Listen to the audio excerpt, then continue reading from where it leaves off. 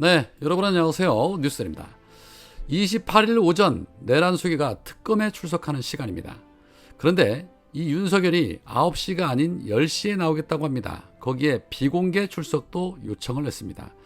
당당하게 출석하겠다고 밝힌 지 12시간 만에 급 태세를 전환하며 입장을 바꾼 겁니다. 그 이유는 검찰 사건 사무규칙 제36조 사항에 따라 피의자와 조사의 일시, 장소에 관하여 협의해야 하고 변호인이 있는 경우에는 변호인과도 협의해야 함에도 불구하고 전혀 지키지 않고 일방적으로 언론을 통해 고지하고 있다. 이런 일방적인 명령과 경직된 태도는 위 사무규칙의 정면으로 반하고 임의 수사의 본질을 부정하는 것이기에 받아들이기 어렵다는 것입니다. 그리고 비공개 출석을 요청하며 조국 전 장관 사례를 또 들고 나왔습니다. 조국 전 장관도 피공개였다는 것이죠. 뭔가 대단히 착각을 하고 있는 것 같은데 조국 전 장관은 현직이었고 윤석열은 전직이자 내란수계입니다. 성격이 달라도 완전히 다릅니다. 그런데 이들이 이렇게 나오는 것은 특검팀이 윤석열에게 끌려가지 않겠다고 한 부분에 우리도 끌려가지 않겠다며 힘겨루기를 해보자라는 것인데 뭐 어려울 거 없습니다. 9시 정각까지 안 나오면 바로 구속영장 청구하면 됩니다. 단 한 번도 국민의 눈높이, 상식에 맞는 행동을 한 적이 없는 인간들에겐 그 수준에 맞는 대우를 그대로 돌려주면 되는 것입니다. 그리고 지금 이재명 정부에서 검찰개혁을 추진을 하고 있는데 이 검찰 고위 간부가 정적 제거 방식은 안 된다라고 공개적으로 반발을 했다고 합니다. 이종혁 광주지검장이 출입 기자단과 오찬을 하며 새 정부의 검찰개혁은 정적을 제거하는 방식이어선 안 된다라고 말을 했다고 합니다. 이 오마이뉴스가 이 지검장에게 전화를 걸어 정적 제거 방식의 검찰 개혁은 안 된다라는 말이 무슨 뜻이냐라고 묻자 기자분들하고 식사하고 명함 주고받는 자리에서 가볍게 이야기한 것이다. 저는 더 이상 드릴 말씀 없다라며 전화를 끊었다고 합니다. 본인들이 이재명 대통령을 정적으로 규정을 해놓고 기획수사, 조작수사, 표적수사를 자행해왔던 전례가 있기 때문에 정치검사들을 향한 정적 제거 형식의 개혁은 안 된다라는 그런 주장 같습니다. 스스로 국민들의 정적인 건 알고 있나 봅니다. 그리고 김민석 후보자 고발 사건을 하루 만에 배당한 부분에 대해서도 그게 왜 문제가 되는 것이냐라는 취지로 떠들었다고 합니다. 그렇다면 똑같이 검찰 개혁을 함에 있어 정치 검사들을 제거하는 것도 문제될 게 없다는 논리가 되는 것이니만큼 수사기소 분리 과정에서 정치검사들 다 날리는 방법 적극 모색해야 할 듯합니다. 본인들이 먼저 언급을 했으니 뭐 그렇게 해줘야죠. 본인들이 그동안 무슨 짓을 벌였습니까? 이재명을 죽이기 위해 없는 죄 만들지 않았습니까? 하여 이에 대응하는 차원에서 오늘 민주당은 정치검찰 조작수사 진상조사 TF를 발족할 예정이라고 밝혔습니다. 배상현 KH그룹 회장의 인터뷰를 계기로 시작이 된 겁니다. 그야말로 윤석열 정치검사들 수뇌부뿐만 아니라 가담한 모든 검사들 뿌리를 이번 참에 뽑아내야 합니다. 그리고 이왕이면 사법부 조작 판결 TF도 같이 하면 어떨까 싶습니다. 검사 잡아놓으면 뭐합니까? 적폐 판사들이 다 풀어주는데 동시에 타격을 해야 타격감이 배가 되는 것이죠. 하여 오늘 공수처가 윤석열의 구속을 취소하고 석방하는 데 앞장을 섰던 지기현과 심우정이 직권을 남용했는지에 대한 수사를 조은석 특검에게 이첩하기로 결정을 했습니다. 자, 이렇게 되면 윤석열, 지기현, 심우정까지 특검 수사를 받게 되는데 여기에 조희대까지 포함을 시켰으면 딱 좋았을 텐데 말입니다. 더도 말고 덜도 말고 이재명, 조국 수사 한 컷만 털어줬으면 좋겠습니다. 자, 그리고 앞서 이준석이 이재명 대통령에게 자신의 임기를 대통령의 임기와 맞춰달라며 이른바 독임제를 언급한 바 있죠. 미친 겁니다. 이에 최민희 과방위원장은 뉴스 아이킥에서 이거 뇌 구조가 이상한 거 아니냐. 이런 행태는 있을 수가 없다. 과방위원장은 옵저버인데 국무회의에서 발언을 계속한다는 건 관종적인 행태다. 예전에 이진숙의 뇌 구조가 이상하다고 말한 적이 있는데 여전히 유효하다. 임기를 대통령과 맞춰달라는 것은 앞으로 5년 더 하겠다는 것으로 해석할 수 있다. 그래서 뇌 구조가 이상하다고 말하는 것이다.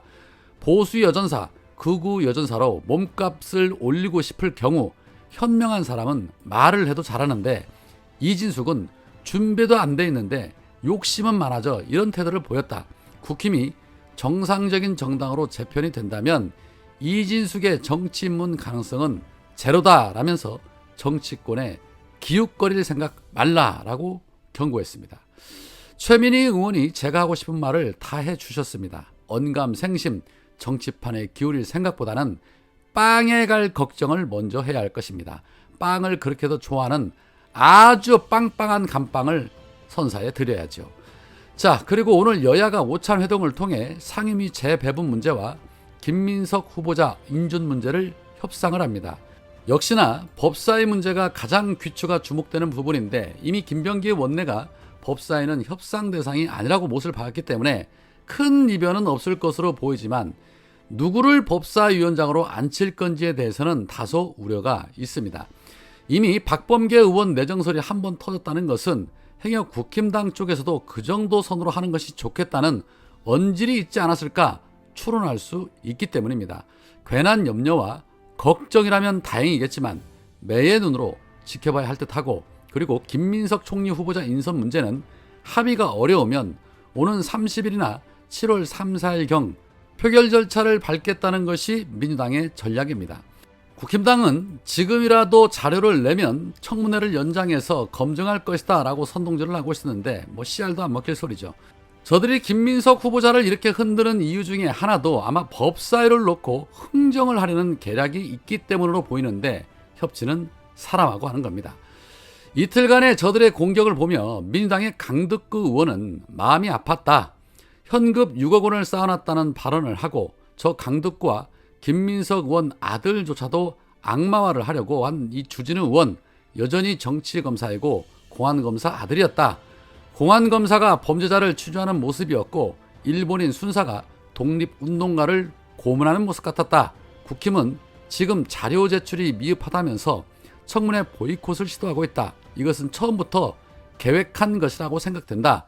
어쩌면 이들은 총리 청문회에는 관심은 없고 오직 법사위와 운영위를 넘겨달라고 협상할 계획이었던 것 같다. 절대로 동의해서도 받아줘서도 안 된다라고 강조했는데 적극 공감합니다. 그나마 이재명 대통령이나 되니까 사람 대우 해주는 겁니다.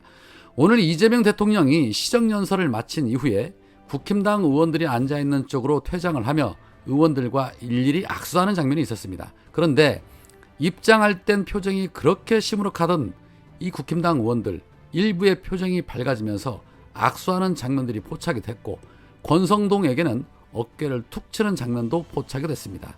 권성동이 김민석 총리는 안 된다라고 말하자 이재명 대통령이 웃으며 어깨를 툭 친 겁니다. 국회를 녹여내는 이재명 대통령의 퇴장 모습입니다.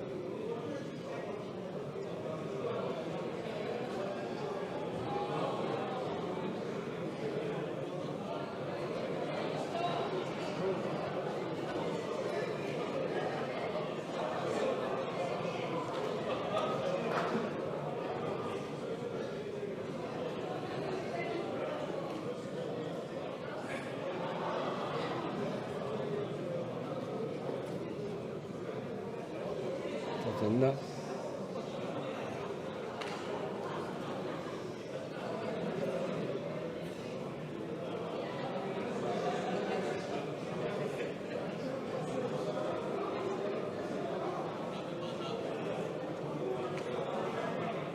제일 보세요.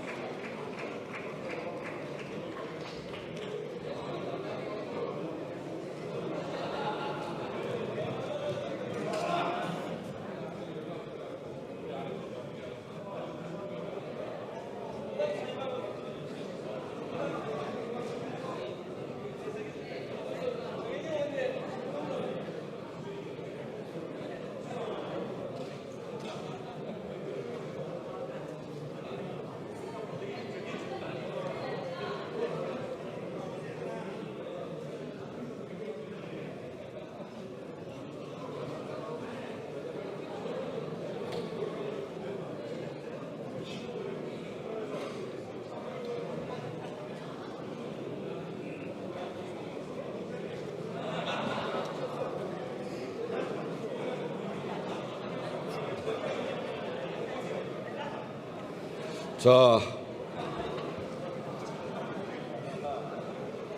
의석을 정돈해 주시기 바랍니다.